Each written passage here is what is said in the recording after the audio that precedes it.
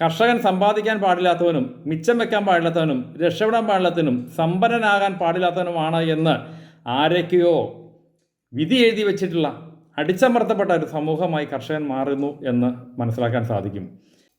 എല്ലാവർക്കും നമസ്കാരം. ഡൽഹിയിൽ കർഷക സംഘടനകൾ യോജിച്ച് അവരുടെ ആവശ്യങ്ങൾ നേടിയെടുക്കുന്നതിന് വേണ്ടി സമരം നടത്തുന്ന എല്ലാവർക്കും അറിയാമല്ലോ. കേരളത്തിൽ നിന്ന് വൺ ഇന്ത്യ വൺ പീപ്പിൾ പാർട്ടിയുടെ സംസ്ഥാന പ്രസിഡന്റ് ശ്രീ റോജർ സെബാസ്റ്റ്യൻ അടങ്ങിയൊരു സംഘം അതിനകത്ത് പങ്കെടുക്കുകയും റോജറിനെ അറസ്റ്റ് ചെയ്യുകയും ചെയ്യുകയുണ്ടായി എന്ന് മാധ്യമങ്ങളിലൂടെ നമ്മൾ കൃത്യമായി വ്യക്തമായി അറിഞ്ഞിരിക്കുന്നു.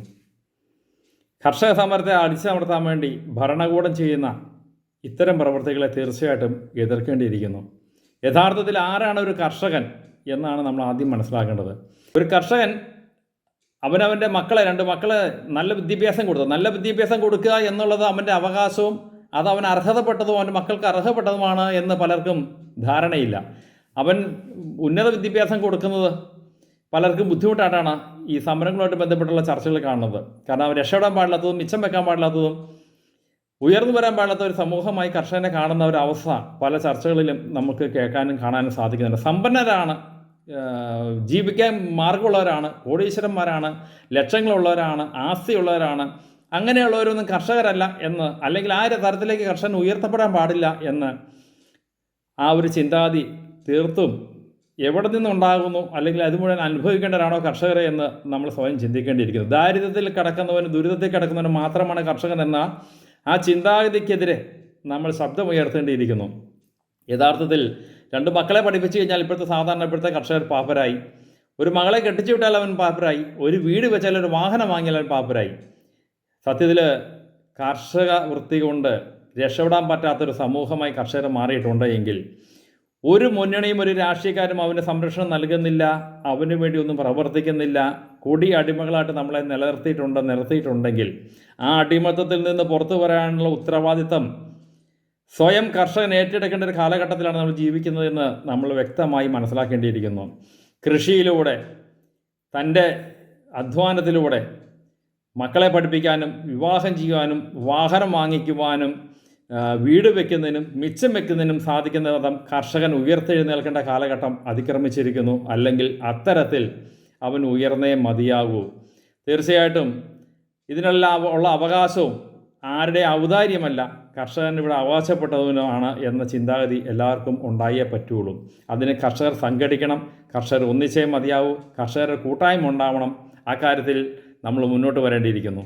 ആരാണ് കർഷകൻ എന്ന് വെച്ചാൽ മിച്ചം വെക്കാനും അന്തസ്സായി ജീവിക്കാനും സമൂഹത്തിൽ നിലയും വിലയുള്ളവനാണ് എന്ന് കർഷകർക്ക് ഇനിയെങ്കിലും തിരിച്ചറിയേണ്ട അവസ്ഥ, അല്ലെങ്കിൽ അതാണ് കർഷകൻ എന്ന് രാഷ്ട്രീയക്കാരെ മനസ്സിലാക്കി കൊടുക്കേണ്ട ഒരു അവസ്ഥ കേരളത്തിൽ ഇപ്പോൾ ഉണ്ട് എന്ന് പ്രത്യേകം പറയാതിരിക്കാൻ പറ്റില്ല. തീർച്ചയായിട്ടും ഏറ്റവും കൂടുതൽ ആത്മഹത്യക്കാരുടെ എണ്ണം പെരുകുന്നത് കർഷകരുടെ ഇടയിലാണ്. വന്യമൃഗങ്ങളുടെ ശല്യം, ജീവിക്കാൻ പറ്റാത്ത അവസ്ഥ, ഒരു തരത്തിലും കർഷകരുടെ കൃഷിയിടങ്ങളിൽ അവന് ധൈര്യമായിട്ട് ഇറങ്ങിച്ചെല്ലാനോ അവൻ്റെ വിളവുകളെടുക്കാനോ സാധിക്കാത്തൊരവസ്ഥ. കുരങ്ങ്, മലയണ്ണൻ, മരപ്പെട്ടി, പാമ്പ്, ആന, പന്നി, ഇങ്ങനെയുള്ള സർവ്വജീവികളെ കൊണ്ടും അവൻ ഗതിമുട്ടി നിൽക്കുമ്പോൾ അവനെ പേടിപ്പിക്കാനും അവനെ എങ്ങനെ കയ്യാമം വെച്ച് അകത്തിട്ട് കാർബൺ ഫണ്ട് വാങ്ങി സുഭിക്ഷമായി ജീവിക്കാമെന്ന് രാഷ്ട്രീയക്കാരും ഉദ്യോഗസ്ഥരും കൈകോർത്ത് ചിന്തിക്കുമ്പോൾ കർഷകർ മാറി ചിന്തിക്കേണ്ട ഒരു വലിയ സാഹചര്യത്തിലാണ് ഇപ്പോൾ കർഷകരുടെ അവസ്ഥ എന്ന് കർഷകർ മനസ്സിലാക്കണം. ഒരു വാർഡിൽ, ഒരു പഞ്ചായത്ത് വാർഡിൽ 300-350 കുടുംബങ്ങളും അതിനനുസരിച്ചുള്ള 1000-1100 വോട്ടർമാരാണ് ഉള്ളത്.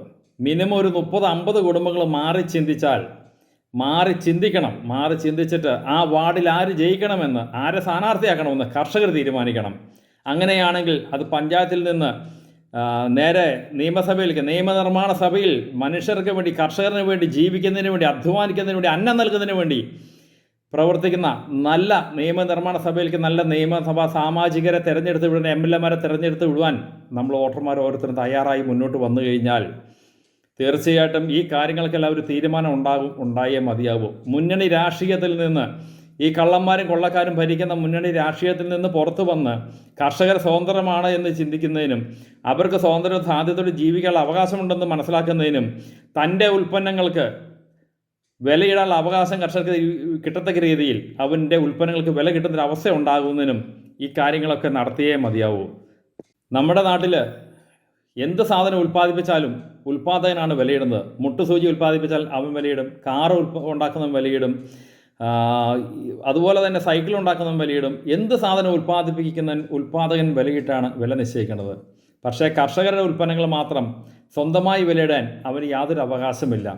അത് മറ്റൊരാളാണ് എൻ്റെ വില നിശ്ചയിക്കുന്നത്. അങ്ങനെ കടത്തിൽ നിന്ന് കടത്തിലേക്കും ദാരിദ്ര്യത്തിലേക്കും നഷ്ടത്തിൽ നിന്ന് നഷ്ടങ്ങളിലേക്കും തലമുറകൾ ഇങ്ങനെ അവശേഷിച്ച് ഇല്ലാണ്ടായി ഏറ്റവും കൂടുതൽ നശിച്ചു പോകുന്നൊരു വർഗം കർഷകനാണ് എന്ന ചിന്ത നമ്മൾ ഇനിയും മനസ്സിലാക്കുകയും അതേസമയം ഈ കേൾക്കുന്ന ജീവിക്കുന്ന ഈ ആൾക്കാർ സുഭിക്ഷമായി ഭക്ഷണം കഴിച്ചിട്ട് അവരേറ്റു പോകുമ്പോൾ, മിച്ചം വെച്ചേറ്റ് പോകുമ്പോൾ കർഷകരുടെ കണ്ണീരാണ് ഈ വിളഞ്ഞ് കഴിക്കണത് എന്ന ചിന്ത, അവനെ നിലനിർത്തണം എന്നൊരു ചിന്ത, അവൻ ഏത് ദേശത്തുള്ളവനെ, ഏത് ഭാഷയിൽപ്പെട്ടവനാണെങ്കിലും, ഏത് വർഗത്തിൽപ്പെട്ടവനാണെങ്കിലും, ഏത് വർണ്ണത്തിൽപ്പെട്ടവനാണെങ്കിലും അവൻ കർഷകനാണ്, മണ്ണിൽ അധ്വാനിക്കുന്നതാണ്, അവൻ്റെ അധ്വാനത്തിനും അവൻ്റെ വിയർപ്പിനും വിലയുണ്ട്, അവൻ സംരക്ഷിക്കപ്പെടേണ്ടവനാണ്, അവനെ ചേർത്ത് പിടിക്കേണ്ടവനാണെന്ന ചിന്താഗതി നമ്മുടെ സമൂഹത്തിനുണ്ടാകട്ടെ.